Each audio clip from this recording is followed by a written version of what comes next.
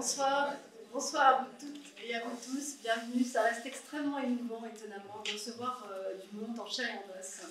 Merci, on n'a plus l'habitude. J'ai l'impression d'être devant une foule. Et donc soyez vraiment les bienvenus à la Maison de Rousseau et de la littérature pour cette soirée qui aura lieu en deux temps. Une première discussion avec Marie Pietri, qui est ici à mes côtés, et puis ensuite des extraits du spectacle du Grand Cahier de Valentin Rossier. Ce soir donc, Agatha Christophe. Pourquoi cette soirée? Parce qu'il y a 10 ans, Agatha Christophe est morte à Neuchâtel, où elle a vécu quasiment toute sa vie. Et peut-être pour... alors on le sait, je crois qu'il n'y a peut-être plus besoin de le dire, mais disons-le quand même, Agatha Christophe est sans doute une des toutes grandes écrivaines francophones, écrivaines mondiales. Et peut-être pour juste avoir un peu tous les mêmes repères, je vais vous donner quelques dates. Elle est née en 1935 en Hongrie, dans un village proche de la frontière autrichienne. Elle vit des premières années d'enfance extrêmement heureuses. Elle lit, elle commence à lire très très tôt. Elle en parle d'ailleurs très bien dans l'analphabète dont on va parler. Elle lit, elle raconte des histoires. Elle vit ses premières années dans une sorte de paradis de l'enfance. Et elle va vivre un premier exil à l'âge de 14 ans, tout en restant en Hongrie. Elle se retrouve en internat, séparée de sa famille, séparée de son frère aîné qu'elle adore. Et elle décrit ses premières années comme des années d'exil. Et puis en 1956 viendra l'exil définitif. Elle a 21 ans. Elle doit quitter la Hongrie parce que son mari est menacé par la répression soviétique. Dans une main, elle a des dictionnaires. Dans l'autre, elle a des affaires de bébé. Et dans ses bras, elle a son bébé, sa petite fille, qui a quelques mois. Elle quitte donc la Hongrie. Elle se rend en Suisse. Elle va arriver après différentes péripéties à Zurich, à Lausanne. Et puis finalement, elle s'installe à Neuchâtel, qui va devenir sa ville. À Neuchâtel, donc une ville où l'on parle français, un pays où on parle français. Et ça va être pour elle le début aussi de tout un rapport à la langue très fort. On aura certainement aussi l'occasion d'en reparler. Elle va devoir s'approprier cette langue. Et toute l'œuvre d'Agatha Christophe est marquée d'une part par la guerre, par la répression, le totalitarisme, également par l'exil, par la perte des origines. Elle va énormément parler aussi du rapport à la langue, à l'écriture et à l'enfance. L'enfance comme un lieu, un paradis perdu, mais aussi l'enfance comme toute puissance, l'enfance comme liberté, l'enfance comme cruauté. Et ces thèmes seront toujours présents dans l'œuvre d'Agatha Christophe. Agatha Christophe donc, commence à écrire dans les années 70 déjà. Elle commence à écrire des pièces de théâtre. Elle va être également diffusée par la radio-télévision suisse romande, la RTS. Et dans les années, au milieu des années 80, elle envoie son manuscrit, le Grand Cahier, dans différentes grandes maisons d'édition françaises. Et Gilles Carpentier du Seuil décide de la publier. Et c'est le début d'un immense succès mondial. Après le Grand Cahier, donc en 1986, vient La Preuve, en 1988, et en 1991, Le Troisième Mensonge. Ces trois livres vont former la fameuse trilogie des jumeaux, que l'on connaît tous plus ou moins, et qui, effectivement, va la mettre vraiment sur un piédestal, quasiment, je crois qu'on peut le dire. Et les livres vont être traduits dans une quarantaine de langues. Bref, voilà, c'est la reconnaissance d'une femme qui a pourtant été exilée, a dû s'approprier une langue, a travaillé en usine. Quand elle est arrivée à Neuchâtel, elle a travaillé plusieurs années en usine. Et le succès arrive. Elle devient une grande écrivaine. Elle a toujours su qu'elle écrirait. Elle le devient. Et alors, il se trouve qu'en 2004, alors qu'Agatha Christophe est donc publiée par les éditions du Seuil, les éditions Zoé publient L'Analphabète, le seul récit autobiographique, et on reviendra certainement sur la notion d'autobiographie, le seul récit autobiographique d'Agatha Christophe. On est en 2004, donc. Et Il se trouve donc qu'aujourd'hui, les éditions Zoé, pour les 10 ans de la disparition d'Agatha Christophe, ont publié une nouvelle édition de l'Analphabète. Cette soirée m'était donnée. Les éditions Zoé publient l'Analphabète, et Valentin Rossi, metteur en scène et comédien, recrée par un heureux hasard, recrée Le Grand Cahier. Un spectacle qu'il avait créé il y a une quinzaine d'années, et qui déjà à l'époque, je crois, avait subjugué, avec un dispositif extrêmement minimal. Il a donné le texte, il a passé ce texte, il a vraiment aussi fait connaître ce texte d'Agatha Christophe, je crois, auprès notamment des publics plus jeunes. Et donc tout était là. La soirée était là, les éditions Zoé qui reprennent l'Analphabète, Le Grand Cahier par Valentin Rossi, et donc cette invitation qu'on vous a faite à venir discuter avec nous. Alors donc, je le disais, 2004, les éditions Zoé publient Le Grand Cahier. Et il se trouve que cette soirée, aujourd'hui, ce soir, c'est aussi l'occasion de saluer une très grande dame du domaine du livre. Elle ne savait pas que je le dirais. Je savais qu'il ne fallait pas que je lui dise que je dirais ça. Et cette grande dame est à côté de moi. Et ça fait longtemps que la Maison de Rousseau et de la littérature tient à lui rendre hommage. Et j'ai nommé Marlise Pietri. Marlise Pietri, c'est une grande émotion de vous avoir ici.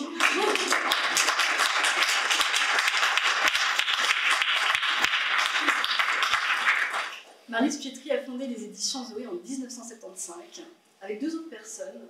À partir de 1983, elle est seule à la barre et en 2011, elle passe la main. Et elle a eu le flair, l'intelligence, la passion de montrer à quel point la littérature romande, la littérature suisse était d'une immense diversité, d'une immense vitalité. Elle a su la faire rayonner.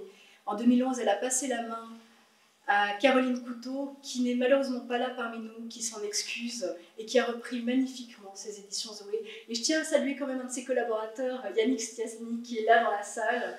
Bravo aux éditions Zoé, bravo à vous, Marlise Pietri, d'avoir mené cette entreprise extraordinaire.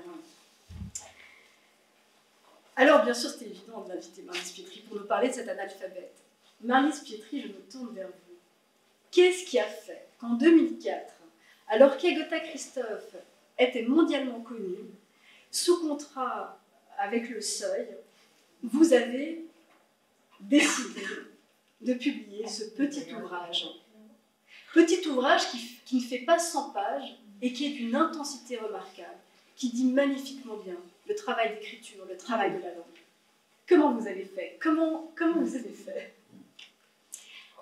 Alors, on ne peut pas parler d'Agatha Christophe sans donner ses mots d'abord et son texte. Alors, je vais vous lire le chapitre qui me paraît le mieux, parce que ce livre, ce sont 11 petites scènes, 11 petites histoires, et je vais commencer par la lire avant de raconter l'histoire du livre.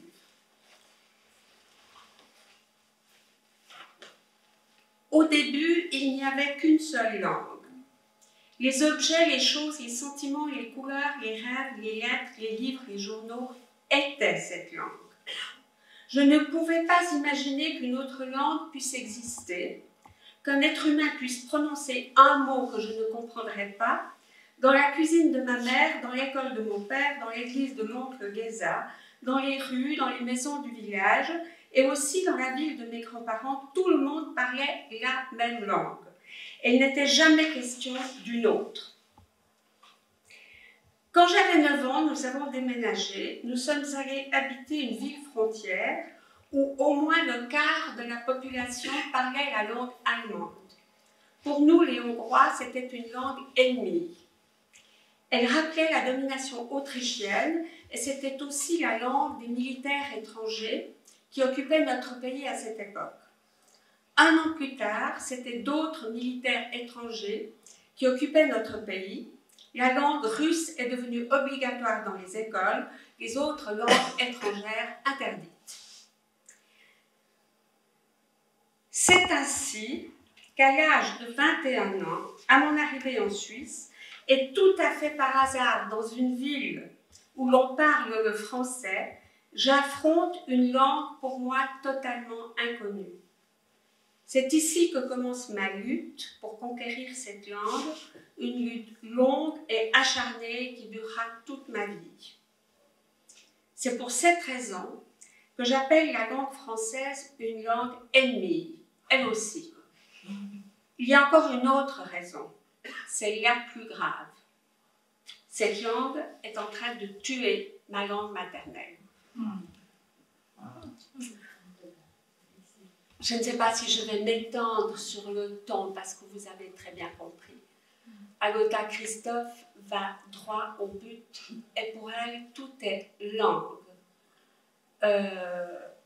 Avec un souci de vérité et un souci de ne pas en dire trop. Mais tout de même, d'avoir parlé là de langue ennemie, et même qui tuait sa langue maternelle, je me souviens qu'à une présentation à la sortie de son livre à Paris, au Salon du Livre, il y avait énormément de monde, puisqu'elle est très connue et très lue. C'est Gérard Medaille qui dirigeait le débat, quelqu'un qui a travaillé à Libération au Monde et qui a vraiment de la hauteur. Et il a dit à Agota Christophe, mais Agota Christophe, la langue française, c'est une belle langue, elle est riche. Et Agota lui a dit, non, elle est pauvre. Et il lui a demandé, et quelle est une langue riche? Mais le hongrois. Il y a beaucoup plus de verbes, il n'y a pas assez de verbes en français. Alors ici, c'est tout simplement drôle, mais à Paris, ça crée un peu d'électricité. J'en étais très contente. Voilà. Vous ménagez le suspense, Marlise. Qu'est-ce qui a fait que vous avez réussi à publier ce livre? Alors, une petite maison d'édition genevoise publie un livre. Oui, alors, j'ai été, je dirais pas amie d'Agota Christophe, mais très amie chaque fois qu'on se voyait. Depuis les années 90, et tout de même, on se rencontrait souvent en Suisse romande à cause du Salon du Livre, des manifestations. Donc, on s'est vus, je lui ai tout de suite... elle trouvait les éditions Zoé avaient du flair. Et moi, évidemment, j'aimais tellement ses œuvres que j'étais heureuse de la voir. Il y avait toujours des petits échanges de genre quand même amical. Mais une des premières fois, elle venait de recevoir un prix au Salon du Livre. Elle se promenait avec, ça devait être un prix sous forme de diplôme. Hein. Il était énorme et je lui dis à Agota, mais la vie va être belle, c'est bien, ça va être bien. Elle m'a dit, ça va être pire. Alors j'ai compris que voilà un prix, elle ne voulait pas parler sur ce ton. Donc on s'est vu assez souvent. Et comme les éditions Zoé ont commencé, je crois que c'est en 3, une petite collection qui s'appelait les Mini Zoé. Et les Mini Zoé étaient ambitieux. Nous voulions vraiment, je voulais qu'il y ait un texte des meilleurs écrivains de Suisse. Et donc, j'ai dit à Agota Christophe, il me faut un texte de toi pour cette collection. Elle m'a dit, mais oui, je vais voir. Donc ça, c'était pas directement, bon, c'est un peu plus tard, vers les années 2002-2003. Elle était tout à fait d'accord. Et elle m'a dit, j'en parle à mon éditeur. Son éditeur, c'était Gilles Carpentier, au Seuil. Et il dit, mais bien sûr, si Marlise Pietri veut faire un texte, bien sûr, c'est possible. Entre-temps, il tombe malade, il est remplacé par un autre éditeur, au Seuil, dont je préfère ne pas dire le nom.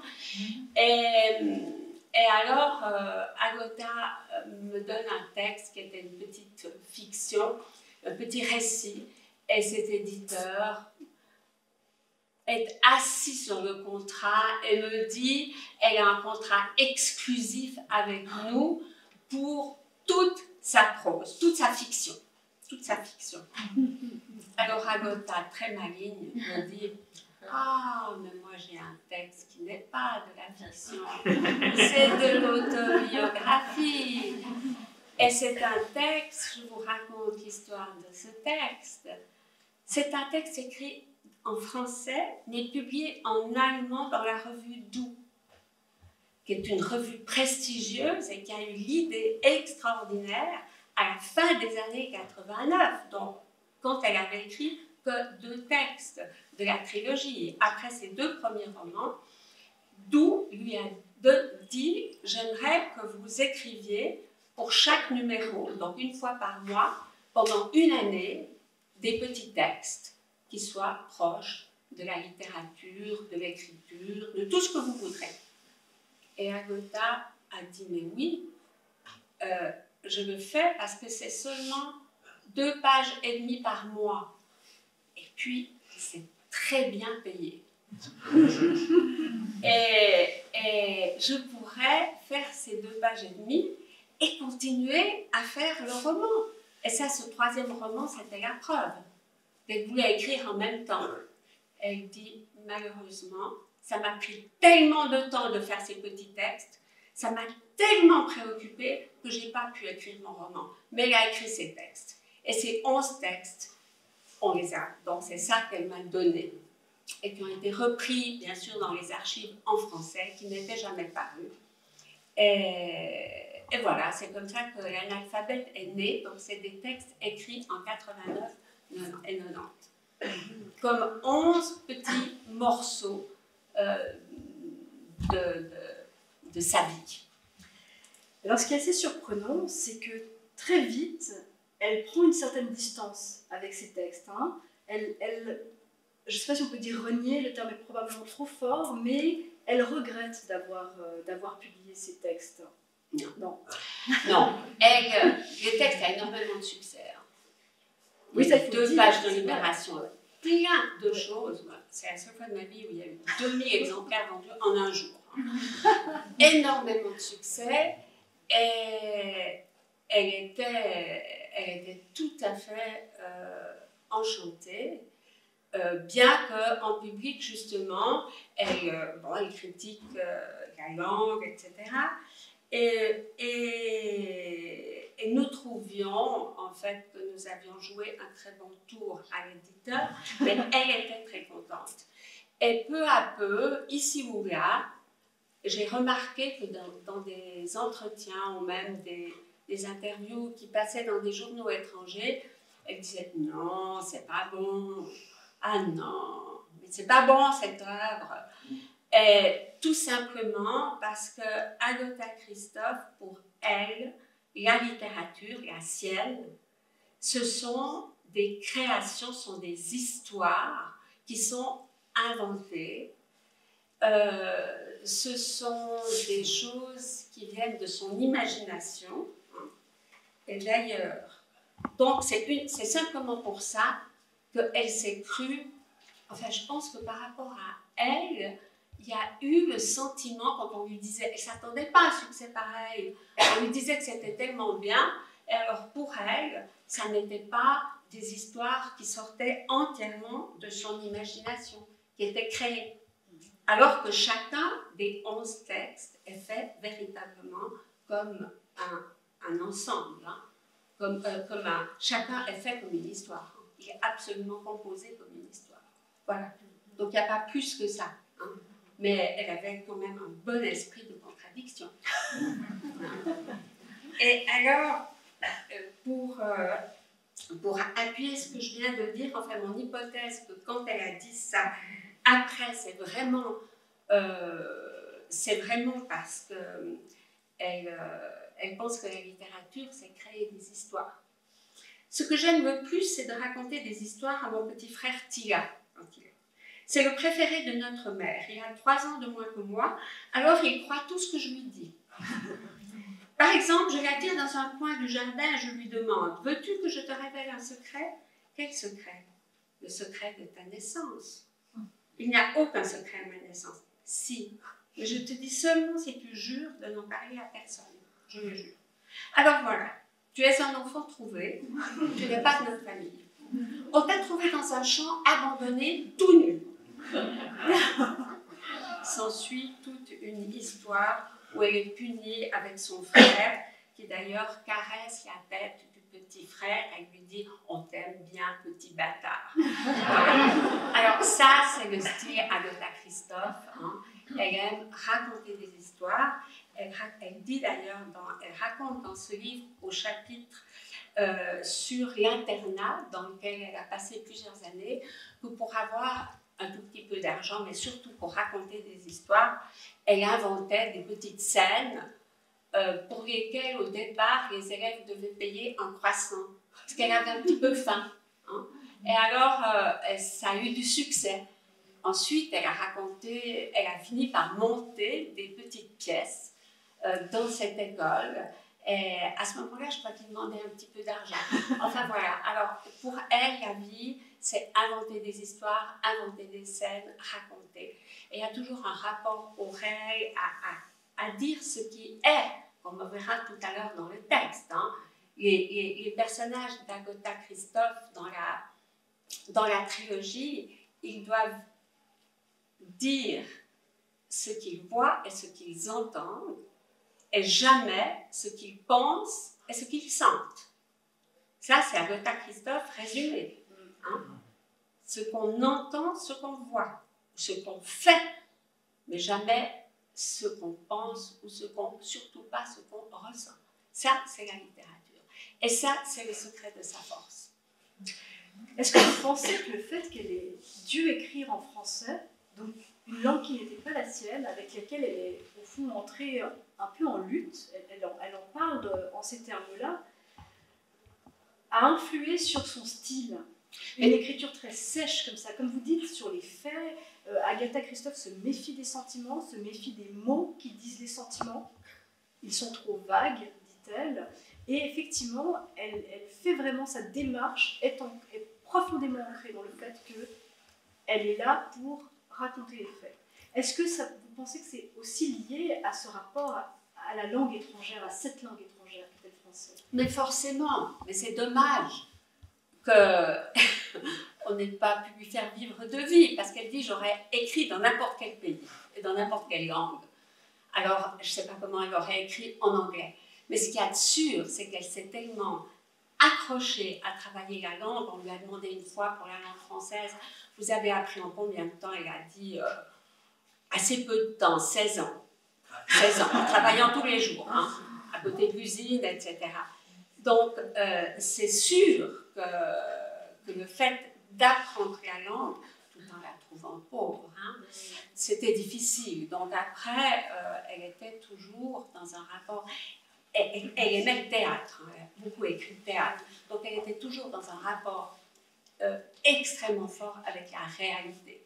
Et puis, elle est véritablement... elle a un humour extrêmement noir. Hein. Elle a une vision extrêmement noire du monde. Et quand on lui dit que son œuvre est noire, alors elle dit « Un livre, si triste soit-il, ne peut être aussi triste qu'une vie. » Elle est comme ça, complètement, véritablement dans la noirceur, mais toujours avec les détails de ce qu'il y a, de ce que l'on peut voir. Donc c'est une très grande écriture. Au fond, comment l'avez-vous rencontrée? Par son écriture d'abord? Ah, mais je l'ai lu, bien sûr. Oui, je l'ai lu. Qu'est-ce qu'il est? Oui, j'étais à Paul, mais c'est à ce moment-là. Je crois, un ou deux livres étaient parus. On nous a demandé d'aider pour une bourse ou je ne sais quoi. J'ai appris que tout le monde trouvait cette œuvre. Enfin, je l'ai lu tout de suite. Et j'étais forcément extrêmement... C'est le genre d'œuvre qui me plaît énormément. Parce que je suis dans le langage. Et aussi le fait qu'elle ait été une exilée, qu'elle ait rencontré la langue, la séparation, etc. Ça me touchait énormément. Donc voilà, et après, on s'est rencontrés quand même assez régulièrement. Vous avez d'ailleurs publié d'autres livres d'Agatha Christophe? Simplement deux petits textes dans le mini-Zoé. Finalement, on a pu en avoir, c'était des petits textes de théâtre, ils ne tombaient pas sous le contrat. Alors, voilà. Et puis je crois qu'il y en a un qui était venu des archives, parce qu'il y a quand même quelques inédits dans les archives, les archives sont à Berne, assez antérieures, et là il était d'accord, alors on a publié encore ça. Publier plus, c'était pas possible. Mais franchement, que le seuil ait raté l'analphabète, ça nous amusait beaucoup. Aussi à la personne qui s'occupe de son œuvre à Berne, parce que franchement, ce sont 11 petits joyaux. Et qu'on peut donner à tous et à tous les âges. J'ai par exemple un ami qui enseigne le français à Dieppe, dans un lycée technique. Il a donné ça à ses élèves. Il m'a fait un petit rapport, et il y a des élèves qui sont des gens qui viennent d'ailleurs. Il m'a dit que sur l'épisode que je viens de lire, de l'enfant à qui on dit qu'il est trouvé que ce n'est pas le vrai enfant, il y a une petite Éthiopienne et un petit Marocain qui ont dit « à nous aussi c'est arrivé ». Donc son écriture, ce qu'elle dit est universel. Tout ce que dit Agota Christophe est universel. Donc c'est extrêmement nourrissant pour nous. Vous voulez lire un passage, je me trompe? Oui. C'est un passage comique sur le moment dans le lycée où ils apprennent, ça s'appelle la mort de Staline. Mars 1953, Staline est mort, nous le savons depuis hier soir. La tristesse est obligatoire à l'internat. Nous nous couchons sans nous parler. Le matin, nous demandons, est-ce un jour de congé? La surveillante dit, non. Vous allez à l'école comme d'habitude, mais ne chantez pas.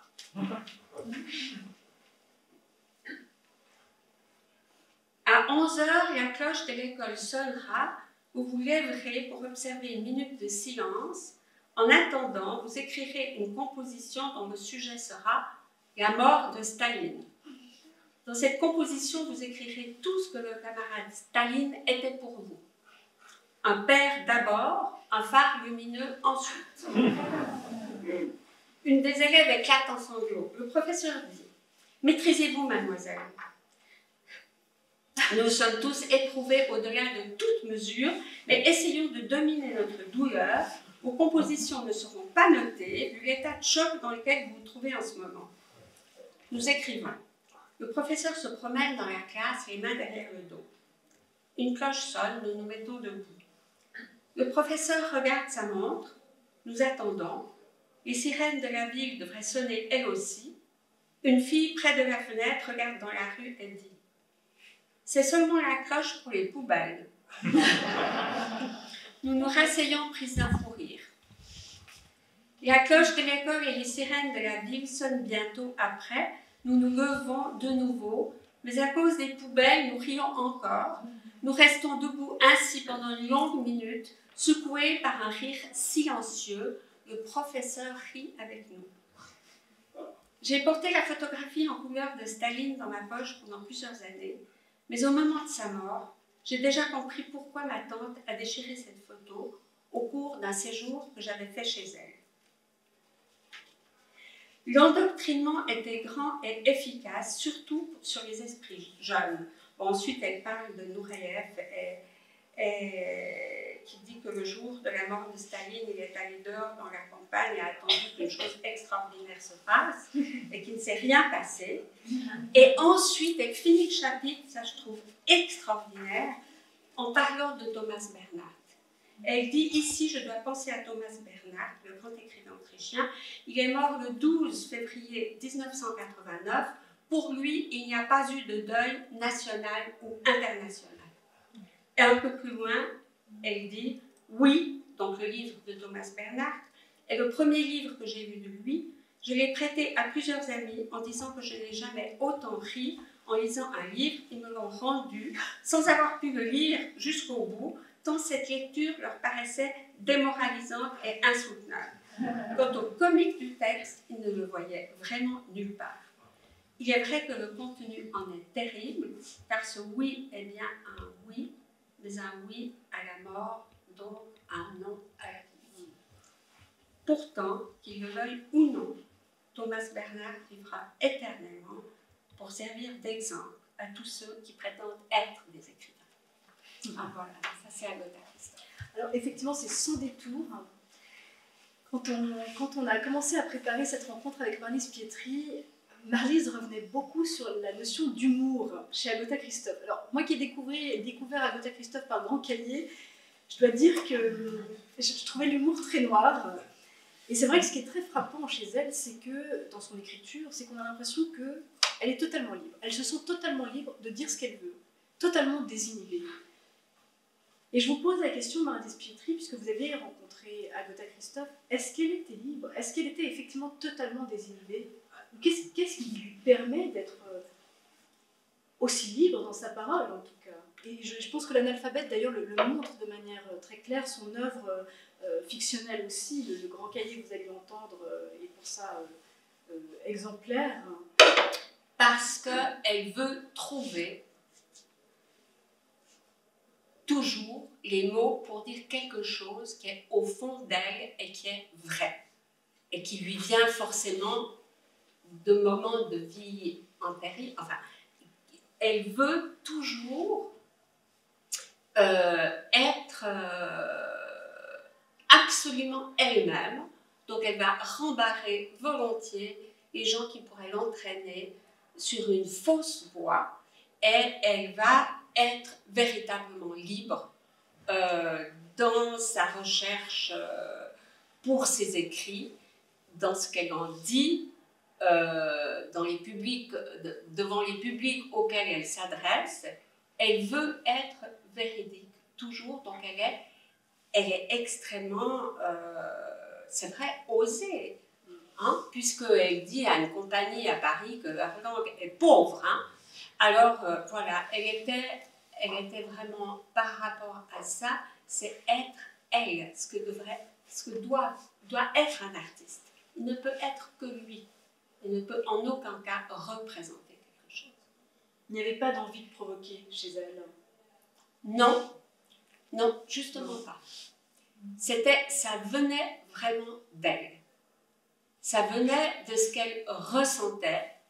Et quand elle dit ça sur les deux langues, aussi donc la langue hongroise, c'est quelque chose qui est vrai pour elle. Et d'ailleurs, nous avons publié un livre de poèmes qu'elle a donné à Zoé, elle me l'a mis en main 3 mois avant sa mort, qui étaient ses poèmes hongrois, et on voit bien qu'on a le hongrois et le français face à face. C'est le livre qui s'appelle Clou, qu'à un certain moment, il y a une toute petite ligne en hongrois et une grande ligne en français.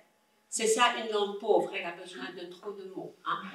Alors voilà, donc elle était vraiment soucieuse, pas du tout provocatrice, mais un point de vue sur le monde véritablement noir, oui. Mais l'humour était absolument constant, et elle dit ce qu'elle veut, c'est faire rire. Elle fait rire énormément. Même, je crains, dans les pires moments du Grand Cahier, ou dans n'importe où, dans la trilogie, c'est hilarant même quand on en reparlera. Voilà, donc vous allez entendre forcément, c'est d'un humour extraordinaire. Elle est tout simplement toujours vraie, et jamais dans l'apparence, jamais dans l'essai de prendre une place du tout. Et elle dit que c'est pas en France qu'elle est lue le plus, elle est beaucoup plus lue en Russie, au Japon, Russie, Japon et Italie, ou alors elle est ovationnée. Voilà. On va malheureusement s'arrêter là, on pourrait continuer longtemps, mais comme la suite de la soirée vous attend, et Valentin Rossier aussi. Je vous remercie infiniment, Marlise Pietri, pour cet échange. Je vous invite à aller, les livres sont en vente, il y a certains titres d'Agota Christophe qui sont en vente ici en bas. Je vous invite à aller découvrir, redécouvrir cette œuvre. Et d'abord on l'entend. Et justement. Et alors maintenant, nous allons passer à la deuxième partie de soirée. Je voulais quand même juste dire une chose, et simplement remercier très chaleureusement Valentin Rossier. Quand j'ai appris qu'il recréait ce spectacle, qui est vraiment une recréation, il a retravaillé le spectacle qu'il a monté il y a 15 ans, il a immédiatement dit oui. Et c'est un très grand, je crois qu'on peut tous se sentir très privilégiés qu'il ait accepté de venir ici. On a monté une scène pour lui, pour ce spectacle, pour qu'il puisse vous donner le mieux possible ce texte. Valentin Rossier est un tout grand passeur, un infatigable passeur de textes, de grands textes, convaincant, passionné. Et je tiens vraiment, au nom de toute l'équipe de la Maison de Rousseau de la Littérature, à le remercier chaleureusement d'avoir accepté. Je remercie aussi infiniment quelqu'un qui se cache derrière un rideau en ce moment, qui est David Écornil. David Écornil qui accompagne Valentin Rossier dans ses spectacles. Il a créé les lumières du Grand Cahier. Et il se trouve que c'est grâce à lui qu'on est dans ce décor, dans ce petit écrin, ce petit trésor. Merci beaucoup David Écornil, c'est également lui qui fait les lumières ce soir. On va maintenant donc disparaître, faire une mise pour que Valentin Rossier puisse à son tour vous donner le Grand Cahier. Et nous nous retrouvons donc après le Grand Cahier. Ce sont des extraits uniquement du spectacle de Valentin Rossier, parce que quand il a recréé ce spectacle en fait en 2020, il se trouve que la pandémie a arrêté la tournée du spectacle. Il a pu donner quelques dates à Paris, à la Manufacture des Abbesses et à Dorigny. C'était d'ailleurs un très beau succès à Paris, mais malheureusement, il n'a pas pu continuer ses dates, il n'a pas pu continuer sa tournée. Le spectacle va être à la Comédie de Genève. On n'a pas encore, les dates n'ont pas encore été fixées, mais je vous invite à être attentifs pour découvrir vraiment l'ensemble de ce Grand Cahier par Valentin Rossier sur une vraie scène de théâtre et vous laisser subjuguer, emporter par ce spectacle. Un très grand merci à vous de votre patience maintenant. Un immense merci à vous, Marlèse Pietri, pour ce soir et pour les éditions Zoé.